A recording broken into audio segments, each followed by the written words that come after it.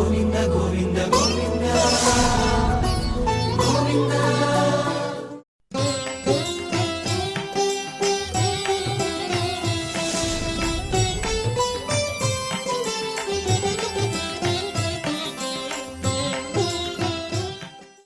గురుర్బ్రహ్మా గురుర్విష్ణుః గురుర్దేవో మహేశ్వరః గురుః సాక్షాత్ పరం బ్రహ్మ తస్మై శ్రీ గురవే నమః.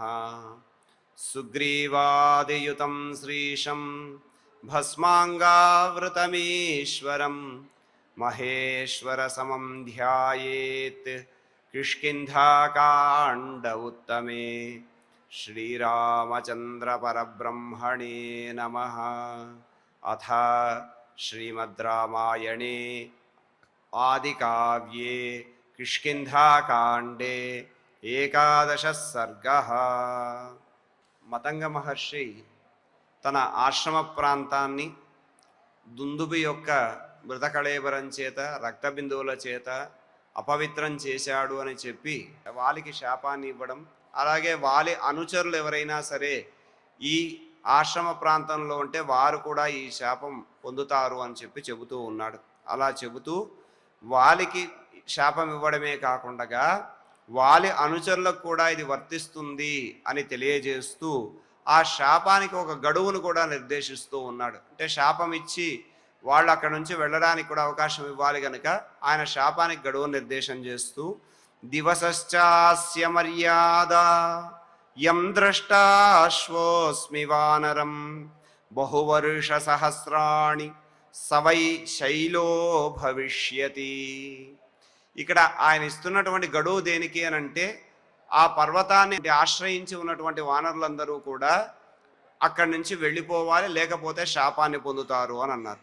అత్ర అంటే ఈ విషయం నందు అని అన్నాడు. ఏ విషయము అని అంటే వాలి అలాగే వాలి అనుచరులకు కూడా పర్వత ప్రాంతంలో ఉంటే శాపం వర్తిస్తుంది అనేటటువంటి విషయంలో ఒక గడువు నిర్దేశిస్తూ ఉన్నాడు. ఏమిటి ఆ గడువు అంటే దివసహ మర్యాద, ఒకరోజు మాత్రమే గడువు అని అన్నాడు. మర్యాద అనేటటువంటి ఆ పదం ఏదైతే ఉందో అది వినయము, మంచి, హద్దు, కట్టుబాటు ఇలాంటి అర్థాల్లో దాన్ని వాడతారు. ఇక్కడ హద్దు అంటే ఒకరోజు మాత్రమే నిర్ణయం చేస్తున్నాడు, ఒకరోజు మాత్రం గడువు నిర్ణయం చేస్తున్నాడు కనుక మర్యాద దివసహ మర్యాద, ఒకరోజు మాత్రమే గడువు. ఇక్కడ ఆ గడువు కూడా ఈ పర్వతంపై ఉండేటటువంటి వానరులందరికీ కూడా ఒకరోజు గడువిస్తున్నాడు అక్కడి నుంచి వెళ్ళిపోవడానికి. అలా వెళ్ళిపోకుండా శ్వః యం వానరం ద్రష్టాస్మి, నేను గనక రేపు, శ్వః అంటే రేపు, అద్య అంటే ఇవ్వాడు కాబట్టి ఈ రోజు ఆయన శాపాన్నిచ్చి ఒకరోజు గడువిస్తున్నాడు. రేపు ఏ వానరుడైనా సరే ఇక్కడ వాలికి సంబంధించిన వాడు కనపడితే సహ బహువర్ష సహస్రాణి శైల భవిష్యతి, నా దృష్టిలో గనక రేపు ఏ వానరుడైనా పడితే వాడు అనేక వేల సంవత్సరాలు ఒక పర్వతంగా ఉండిపోతాడు, శైల అంటే బండరాయిగా ఉండిపోతాడు అని అన్నాడు. ఆ విధంగా ఈ మహర్షి తన శాపానికి ఒక గడువును కూడా నిర్దేశిస్తూ ఎవరైనా సరే వానరులు ఉంటే వాళ్ళందరూ కూడా ఈ పర్వతాన్ని వెంటనే విడిచిపెట్టేయాలి అని చెప్పి ఒకరోజు గడువును వాళ్ళకి నిర్దేశిస్తూ ఉన్నాడు. అలా కాకపోతే ఆ వానరుడు అనేక వేల సంవత్సరాలు బండరాయిగా ఉండిపోతాడు అని అన్నాడు. అలా అని తతస్తే వానరా శ్రుత్వా గిరం ముని సమీరితాం నిశ్చక్రం ఉర్వనాత్ తస్మాత్ తాన్ దృష్ట్వా వాలిరబ్రవీత్. తతస్తే వానరాశ్రుత్వా, ఎందుకు ఇంత మాట అన్నా అంటే పుత్రవత్ పరిరక్షితే అని మళ్ళా మనం చెప్పుకోవాలి. తన కుమారుడిని ఏ విధంగా అయితే చూసుకుంటారో కాపాడుకుంటారో అలాగే ఈ వనాన్ని ఆయన రక్షిస్తున్నాడు గనక ఈ మాట చేత వన సంరక్షణ అనే బాధ్యత అందరిది అనే ఉద్దేశాన్ని ఇక్కడ మతంగ మహర్షి తెలియజేస్తూ ఉన్నారు కనుక అలాంటి ఆ వనంలో వాలిని శపించిన తర్వాత మతంగ మహర్షి వాలికి సంబంధించినటువంటి అంటే ఎవరెవరైతే వానరులు ఆయన మంత్రులు వీళ్ళందరూ కూడా ఆ ఆశ్రమాన్ని లేదా ఆ ఋష్యముఖ పర్వతాన్ని ఆశ్రయించి ఉన్నారో వాళ్ళందరికీ కూడా ఒకరోజు గడువిస్తున్నాను అని అన్నాడు. అలా లేకపోతే రేపు ఆ ఎవరైనా వానరుడు వాలికి సంబంధించిన వాడు కనబడితే వాడు బండరాయిగా అనేక సంవత్సరాలు శిలగా ఉండిపోతాడు అని అన్నాడు. ఇక్కడ మహర్షులకు సాధారణంగా కోపం రాదు కదా, వారు తపోనిష్టలో ఉంటారు. అలా తపస్సులో ఉన్నటువంటి వారు ఇలా క్రోధాన్ని తెచ్చుకోవడం అనేటటువంటిది, ఆ క్రోధం చేత కోపాన్ని జయించి కదా వారు తాపసులు అయ్యారు. వారు క్రోధం చేత ఇలా శాపం ఇవ్వడమా అనేటటువంటి సందేహం కూడా కలుగుతుంది. కానీ మహర్షులైన వారు దేనికయ్యా కోపాన్ని తెచ్చుకుంటారు అని అంటే, ధర్మ మార్గాన్ని విడిచి అధర్మ మార్గంలో ప్రవర్తిస్తున్నటువంటి వాడు ఎవడైతే ఉన్నాడో, అధర్మ మార్గంలో ఉన్నటువంటి వాడు అంటే మహర్షులు కోపంతోనో లేదా స్వార్థంతోనో లేదా ప్రతీకారంతోనో వారి శాపాన్ని ఇవ్వరు.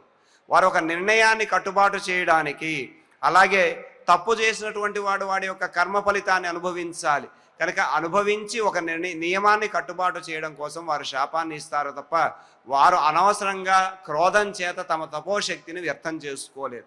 కానీ ఇక్కడ వాలి విషయంలో ఏం జరిగిందయ్యా అంటే, పవిత్రమైన ఆశ్రమ ప్రాంతాన్ని వృక్ష సంపదనంతటిని కూడా నశింపజేశాడు గనక ఒక నియమాన్ని చేయాలి. వన సంరక్షణ ధర్మ నియమం, వన సంరక్షణ అనేటటువంటి ధర్మాన్ని కట్టుబాటుని నియమం చేయాలి గనక, ఆశ్రమ పవిత్రతను కాపాడేటటువంటి ధర్మ నిర్ణయం చేయాలి గనక, ఇక్కడ మతంగ మహర్షి తాను కోపంతో కాకుండా ఈ నియమాన్ని తాను దృఢం చేయడం కోసం అని చెప్పి శాపం ఇచ్చాడు. అలా ఇచ్చిన వాడై తతః తే వానరాహ ముని సమీరితాంగిరం శ్రుత్వా, మతంగ మహర్షి ఆ ఆశ్రమం పైన ఎవరూ కూడా ఉండకూడదు, వాలికి సంబంధించిన వాళ్ళని చెప్పారు కనుక ఆ మాటలన్నీ కూడా విన్నాయి. ఆ వానరులన్నీ కూడా విని ఆ ముని ఏవైతే మాటలు చెప్పాడో, ఈ ఆశ్రమంలో వారికి సంబంధించిన వాళ్ళు రేపు కనబడితే వాడు అనేక వేల సంవత్సరాలు శిలులుగా ఉండిపోతారు అని చెప్పిన మాటలన్నీ కూడా విని తస్మాత్ వనాత నిశ్చక్రముహు, ఆ ఋష్యమూక పర్వతం నుంచి అవన్నీ కూడా మెల్లగా ఆ పర్వతాన్ని విడిచి బయలుదేరుతూ ఉన్నాయన్నమాట. ఇక్కడ ఋష్యమూకము అనేటటువంటిది మతంగ మహర్షి యొక్క ఆశ్రమ ప్రాంతము అని అన్నాం. ఇక్కడ ఋష్యము అని అంటే ఏమిటి, ఋష్యమూకము అని అంటే మహర్షులు ఋషులు మౌనంగా తమ యొక్క తపస్సును చేసుకునేటటువంటి, ధ్యానం చేసుకునేటటువంటి వాతావరణం కలిగిన ప్రదేశం. అలాంటి ఆ ప్రదేశము అంటే ఇక్కడ మూకము అంటే మూగస్థితి అంటే మౌనస్థితి. మహర్షులు తాము ధ్యానంలో లేదా తపస్సులో మౌనంగా కూర్చొని తపస్సు చేసుకుంటూ ఉంటారు. అలాంటి తపస్సు చేసుకుంటున్నటువంటి వారిని తమ యొక్క గర్వం చేత అహంకారం చేత ఎవరైనా ఈ విధంగా చేస్తే వారికి ఇలాంటి ఫలితం కలుగుతుంది అనేటటువంటిది మతంగ మహర్షి యొక్క వృత్తాంతం. కనుక ఇక్కడ మూకం అంటే ఏమిటి అంటే ధ్యాన స్థితి, మౌనమైనటువంటి స్థితి, ఋషుల యొక్క మౌనమైనటువంటి స్థితి. అలా ఋషుల మౌనమైన తపస్సుకు నిలయమైనటువంటి ప్రదేశం కనుక ఋష్యమూకము అని అన్నాం. మరి వాలి యొక్క అంతరార్థం ఇదివరకే చెప్పుకున్నాం. వలతే అంటే చుట్టుకునేటటువంటిది అని. వాలి తన యొక్క బలపరాక్రమాల చేత శత్రువుల్ని చుట్టుకుంటాడు, ఆక్రమిస్తాడు. అలా ఆక్రమించేటటువంటిది మన మనస్సును కూడా ఒకటి ఆక్రమిస్తుంది. ఏమిటి అంటే మాయ. అది మన ప్రమేయం లేకుండగా, మనకు తెలియకుండగా మన మనస్సును ఆక్రమించేటటువంటిది మాయ. కనుక ఆ మాయ ఏదైతే ఉందో ఆ మాయ గొప్పదైనటువంటి జ్ఞానాన్ని ఆక్రమించలేదు. ఇక్కడ జ్ఞానం ఎవరయ్యా అంటే మతంగ మహర్షి, ఆయన విజ్ఞానానికి ప్రతీక. అలా జ్ఞానమునకు ప్రతీకగా ఉన్నటువంటి వాడు, జ్ఞానము మహిమాన్వితమైనటువంటిది కనుక ఋష్యమూక పర్వతం పైన ఇక్కడ వాలి ప్రదర్శించినటువంటి తీరు ఏదైతే ఉందో ఆ యొక్క అహంకారానికి, ఆ మాయకు జ్ఞానము చేత అది శపించబడింది. కనుక ఇక్కడ మతంగ మహర్షి చేత వాలి కూడా శపించబడ్డాడు. ఆ యొక్క శాపానికి ఇక తిరుగులేదు కనుక మతంగ మహర్షి ఇచ్చినటువంటి శాపాన్ని, మహిమాన్వితమైనటువంటి జ్ఞానం కలిగినటువంటి వాడు కనుక ఆయన ఇచ్చినటువంటి శాపాన్ని వాలి అనుభవించవలసి వచ్చింది. ఇలా జ్ఞానం ఎక్కడైతే ఉంటుందో అక్కడ మాయకు స్థానము లేదు. కనుక మతంగ మహర్షి ఆశ్రమంలో వాలికి ప్రవేశం లేదు.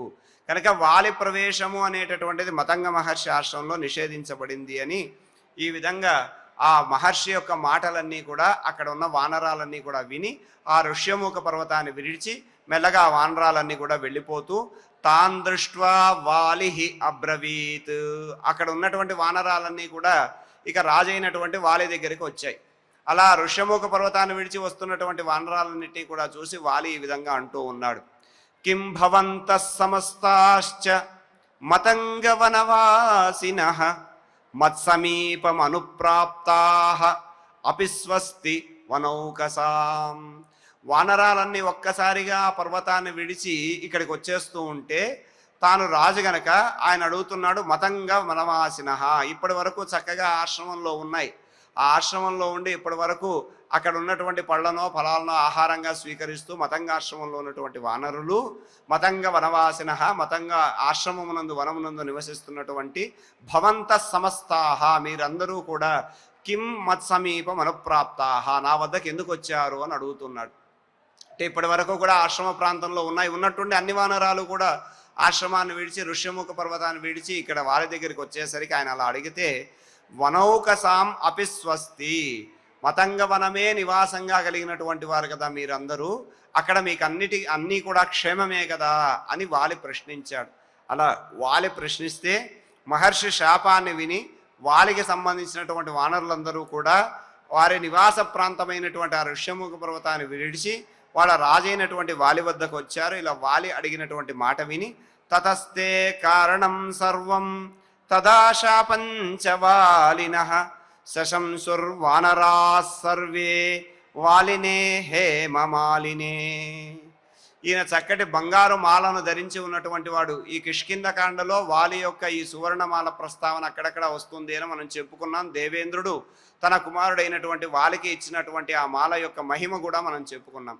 అలాంటి ఆ మాలను ధరించి ఉన్నటువంటి వాలి దగ్గరికి తతః సర్వేతే వానరాః సర్వం కారణం తథా వాలినః శాపం చ శశంసుః. అంటే ఇవన్నీ ఎందుకు వచ్చేసాయి అంటే మతంగ మహర్షి శపించాడు, మతంగ మహర్షి యొక్క మాటలు విన్నాయి కనుక ఇవన్నీ కూడా ఋష్యముఖ పర్వతాన్ని విడిచి వచ్చేసాయి. అలా వచ్చినటువంటి వానరాలన్నీ మీరందరూ క్షేమమే కదా అని చెప్పి వాలి అడిగితే ఆ వానరాలన్నీ కూడా సర్వే వానరాః సర్వం కారణం శశంసుః, జరిగినటువంటి వృత్తాంతం అంతా కూడా జరిగినటువంటి సమస్తమైన కారణాన్నంతటినీ కూడా చెప్పి తథా వాలినః శాపంచ, అక్కడ వాలికి లభించినటువంటి శాపం ఏదైతే ఉందో వాలికి కలిగినటువంటి శాపాన్ని కూడా చెప్పాయట. అంటే ఈ విధంగా దుందుబి శరీరం పడ్డం, తద్వారా వృక్ష సంపద నశించడం, మహర్షి తన అపవిత్రమైనటువంటి ఆశ్రమ ప్రాంతాన్ని చూసి దీన్ని చేసినటువంటి వాడు ఆశ్రమ ప్రాంతంలోనికి రాకూడదని, అలా వస్తే వాడు ధ్రువంగా మరణిస్తాడు అనేటటువంటి విషయం. అంతేకాదు వాలి అనుచరులు ఎవరెవరైతే ఉన్నారో వారందరూ కూడా ఈ ఆశ్రమాన్ని విడిచి వెళ్ళిపోవాలి అనేటటువంటి మతంగ మహర్షి యొక్క శాప వృత్తాంతం అంతా కూడా సమస్తం కారణం శశంసుః, వాలికి ఈ విషయాన్నంతటినీ కూడా తెలియజేశారు. ఇలా తెలియజేసిన తర్వాత ఏతచ్చుత్వా తదా వాలి వచనం వానరేరితం సమహర్షిం తదాసాద్య యాచతే స్మ కృతాంజలి. తదా అంటే ఎప్పుడైతే మతంగ మహర్షి వాలికి ఇచ్చినటువంటి శాపము, వాలి అనుచరులకు ఇచ్చినటువంటి శాపము, వీటిని అన్నింటినీ కూడా తెలుసుకున్నాడో సహ వాలి వానరేరితం ఏతత్వచనం శ్రుత్వా, వానరాలు చెప్పినటువంటి ఈ వాక్యములన్నీ కూడా విన్నటువంటి వాడై మహర్షిం సమాసాద్య యాచతే స్మ కృతాంజలి, ఆయన వెంటనే అక్కడికి వెళ్ళాడు, మహర్షి దగ్గరికి వెళ్ళాడు. తనకి ఈ విధంగా శాపం కలిగింది అని తెలుసుకున్నటువంటి వాడై ఆ శాప నివృత్తి కోసమని చెప్పి కృతాంజలి చేతులు కట్టుకున్నటువంటి వాడై మహర్షిం సమాసాద్య, మహర్షి వద్దకు వెళ్ళి యాచతే స్మ, అంటే మహర్షి శాపాన్ని ఇచ్చాడు, ఆ శాపము తాను అనుభవించాలి కనుక మహర్షిని దర్శించి సాష్టాంగ ప్రణామాలు చేసి చేతులు జోడించి తనకిచ్చినటువంటి ఆ శాపాన్ని ఉపసంహరించుకోమని వేడుకుంటూ ఉన్నాడు వాలి. అలా తన బల పరాక్రమముల చేత విసిరినటువంటి దుందుబి కాయము వాలి శాపానికి గురి కావాల్సి వచ్చింది కనుక ఆ శాపాన్ని నివృత్తి చేయమని ఆయన ప్రార్థన చేస్తూ ఉంటే మహర్షిస్తమనాదృత్య ప్రవివేశాశ్రమం తదా శాపధారణ భీతస్తు వాలి విహ్వలతాం గతః.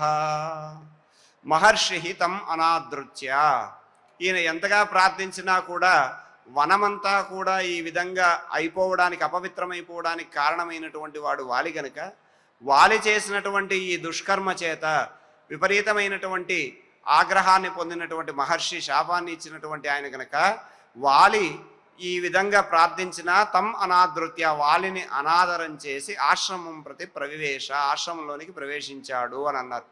అంటే ఇంతగా ప్రార్థించినా ఆయన ఏం కనికరించలేదు, వనమంతా కూడా తన పుత్రవత్ పరిరక్షితే అని అన్నాడు. తన కుమారుణ్ణి ఏ విధంగా అయితే చూసుకుంటాడో ఆ విధంగా రక్షించినటువంటి ఆ వనాన్ని అపవిత్రం చేసినటువంటి వాడు కనుక ఆయన ఏమాత్రము కూడా ఆయన పట్ల ఆదరణ భావం చూపించకుండా తాను ఆశ్రమంలోకి వెళ్ళిపోయాడు. వాలి శాపధారణ భీత, వాలి కూడా తనకు కలిగినటువంటి శాపం చేత భయాన్ని పొందినటువంటి వాడై విహ్వలతాంగత, వ్యాకులత్వాన్ని పొందాడు అని అన్నారు. అంటే ఇక్కడ మహర్షి ఆ వాలిని ఏ రకంగా కూడా ఆదరించకపోగా పోనీ తనకు శాపాన్ని ఇచ్చాడు ఉపసంహరించుకోమని ఆశ్రమంలో ఉండి ప్రార్థిద్దామంటే ఇంకో కొత్త శాపం ఏదైనా వస్తుందేమో ఆయన ఉన్నటువంటి స్థితిలో అని భయపడ్డాడు కనుక మహర్షి ఇచ్చినటువంటి శాపము తాను అనుభవించవలసిందే, అని ఆ భయంతో తాను వ్యాకులత చెందినటువంటి వాడై ఆ శాపానికి గురై ఆ పర్వతం పైకి రావడానికి తనకు అవకాశం లేదు అని నిర్ణయించుకున్నటువంటి వాడై తాను ఆ కలత చెందినటువంటి మనస్సుతో అక్కడి నుంచి బయలుదేరి వెనక్కి వచ్చేశాడు. తతశ్శాపభయాద్భీతః ఋష్యమూకం మహాగిరిం ప్రవేష్టుం నేచ్చతి హరిః ద్రష్టుం వాపి నరేశ్వర. ఓ రామచంద్ర, నరులలో శ్రేష్ఠుడైనటువంటి వాడా, వాలి ఈ విధంగా శాపం పొందిన తరువాత తతః హరిః శాపభయాద్భీతః, శాపాన్ని పొంది ఆ శాపం వల్ల భయం కలిగినటువంటి వాడై మహాగిరిం ఋష్యమూకం ప్రవేష్టుం ద్రష్టుం వాపి నేచ్చతి. వాలి ఎంత ప్రార్థించినా కూడా మహర్షి శాపాన్ని వెనక్కు తీసుకోలేదు గనక శాప భయంతో వాలి ఆ ప్రాంతానికి వెళ్ళలేకపోయాడు. అలా ఆ ప్రాంతానికి వెళ్ళలేకపోవడమే కాదు, ఆ ఋష్యమూక పర్వతాన్ని చూడడానికి కూడా ఆయన ఇష్టపడలేదయ్యా.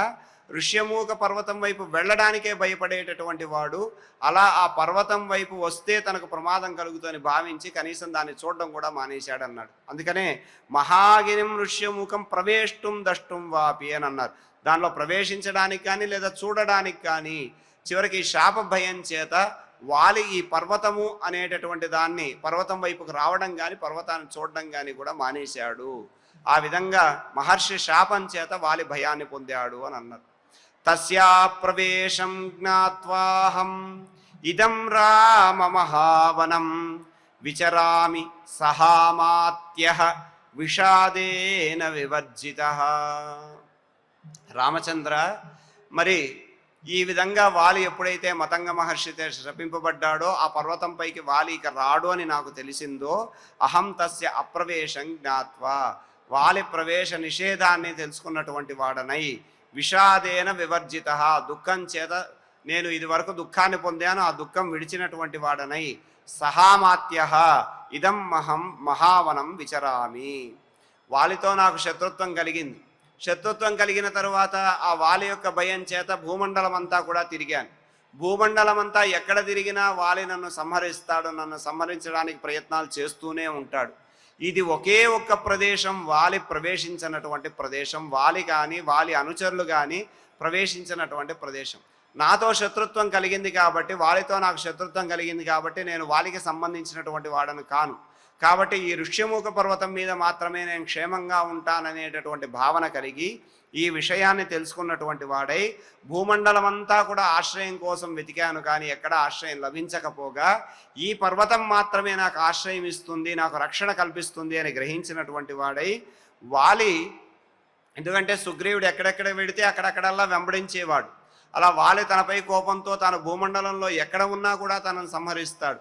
ఈ ఒక్క ప్రదేశంలో మతంగ మహర్షి యొక్క శాపం చేత వాలి అక్కడికి రాలేడు కనుక వాలి రానటువంటి ఏకైక ప్రదేశం తనకు రక్షణ ప్రదేశం కనుక తనకు రక్ష కలిగించేటటువంటి ఈ ఋష్యమూక పర్వతం మీద నేను ఆశ్రయాన్ని పొందాను. ఏ రకంగా భయం లేకుండా, అది కూడా సహామాత్యః ఇదం మహావనం విచరామి అని అన్నాడు. తన యొక్క మంత్రులు ఒక నలుగురు ఉన్నారు. ఆ నలుగురు మంత్రులతో చక్కగా ఈ ఋష్యమూక పర్వతం మీద నేను ఎలాంటి భయము లేకుండా వాలి వలన కలిగినటువంటి భయాన్ని కూడా విడిచినటువంటి వాడే నేను సంచరిస్తున్నానయ్యా. ఈ ఋష్యమూక పర్వతమే నాకు రక్షణ ఆశ్రయము అని చెప్పాడు.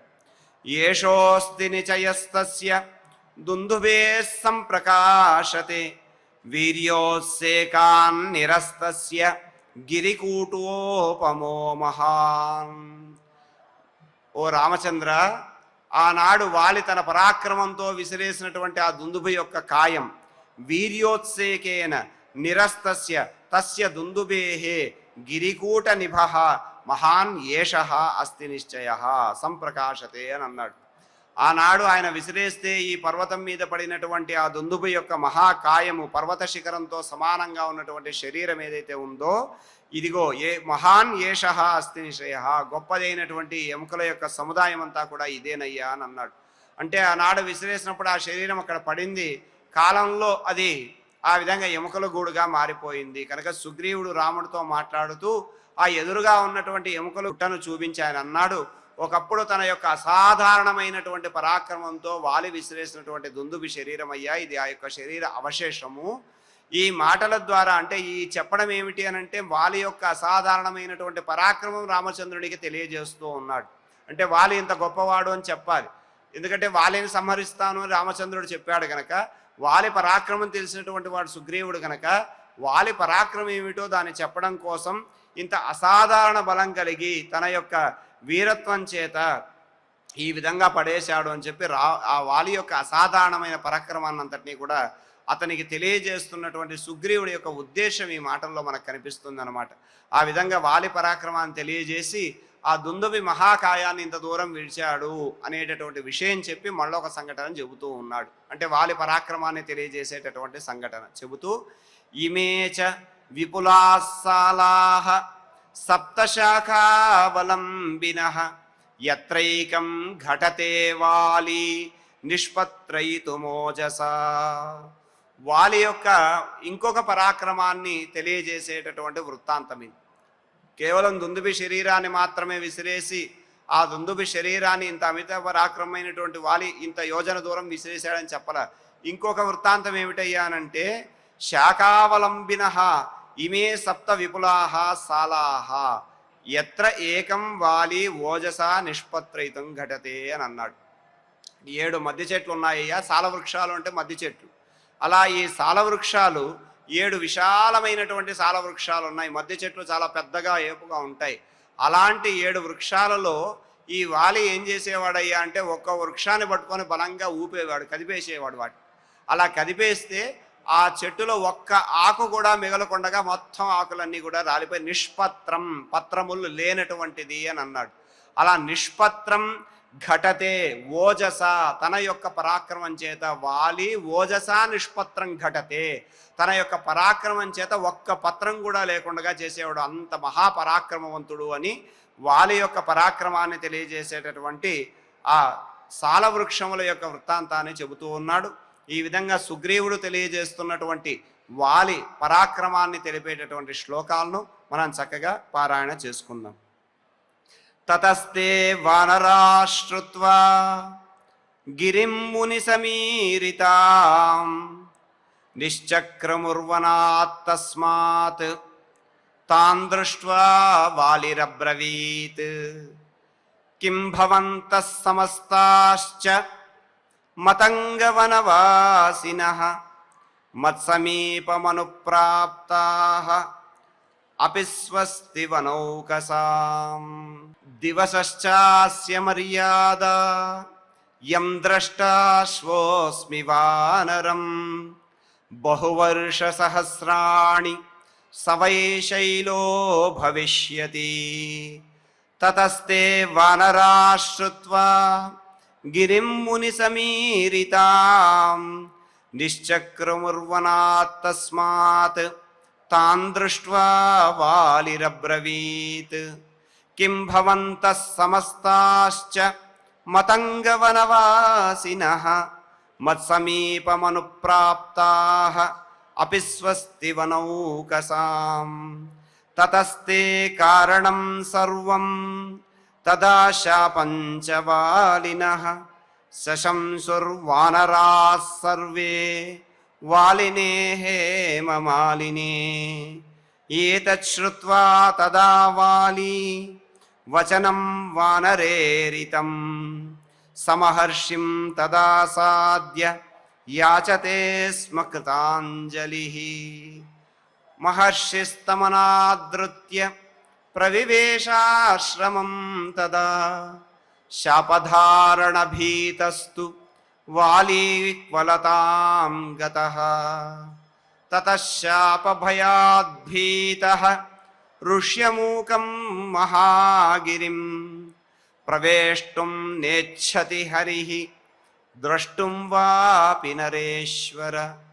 తస్యా ప్రవేశం జ్ఞాత్వాహం ఇదం రామ మహావనం విచరామి సహామాత్యః విషాదేన వివర్జితః. ఏషోస్తి నిచయస్తస్య దుందుభేః సంప్రకాశతే వీర్యోత్సేకాన్నిరస్తస్య గిరికూటోపమో మహాన్. ఇమే చ విపులాः సాలాः సప్తశాఖావలంబినః యత్రైకం ఘటతే వాలి నిష్పత్రయితుమోజసా. त्रयितुमोजसा इति श्रीमद्रामायणे आदिकाव्ये किष्किन्धाकाण्डे ఏకాదశే సర్గే 10 శ్లోకాః. ఇప్పుడు క్షమాప్రార్థనలతో మంగళాంతంగా ఈ కార్యక్రమాన్ని పరిపూర్ణం చేసుకుందాం. యదక్షరపదభ్రష్టం మాత్రాహీనం చ యద్భవేత్ తత్సర్వం క్షమ్యతాం దేవ నారాయణ నమోస్తుతే. కాయేన వాచా మనసేంద్రియైర్వా బుద్ధ్యాత్మనా వా ప్రకృతే స్వభావాత్ కరోమి యద్యత్ సకలం పరస్మై నారాయణాయేతి సమర్పయామి. శ్రియకాంతాయ కళ్యాణ నిధయే నిధయేర్తినాం శ్రీవేంకట నివాసాయ శ్రీనివాసాయ మంగళం.